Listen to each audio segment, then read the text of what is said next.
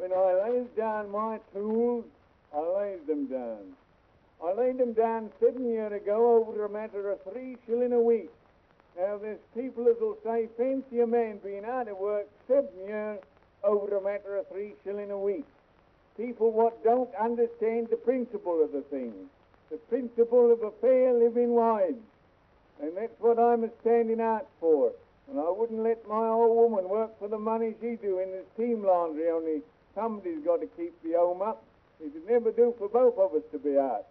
She was only a-saying to me the other morning as she was a-bringing me up my cup of tea and a bit of toast before she was going out to work, why don't you get into Parliament? And that's where I ought to be. And the first act of Parliament I should pass would be concerning the overcrowding on the early morning trams. A woman can't get to her work. She's got to walk and walk home again. Now, you know, there's heaps of things want altering in this here country, but you'll never get nothing done so long as they won't think. Think? Why, they won't even read. Why, you can see hundreds and thousands going out to work without even having read their morning paper. Why, you know, the most terrible things might happen during the night. The most frightful disaster. The most horrible national catastrophe. Why, Bessie's brewery might be burnt to the ground and a man would start work in a state of blind ignorance. Now, I remember the time when there was interest took in politics. I remember the time at our political club when you couldn't get near the bar on a Sunday morning, and what do you find now? A few bicycles outside and half the trade of the place more lemons, and that's what all England's a-drifting to. Now, the Chancellor of the Exchequer said the other day, he says, and I quite agree with him for once, he says the falling off in the consumption of beer is alarming.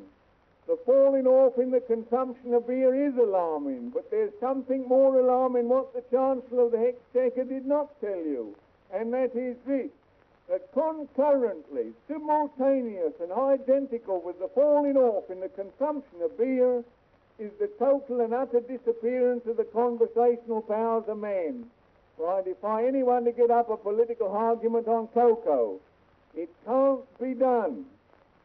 Now, I'm a paper hanger betrained, I am, and wild horses can't drag me from paper hanging. The very last time I picked up my tools, 7 years ago, they tried it on with me, but it didn't come off.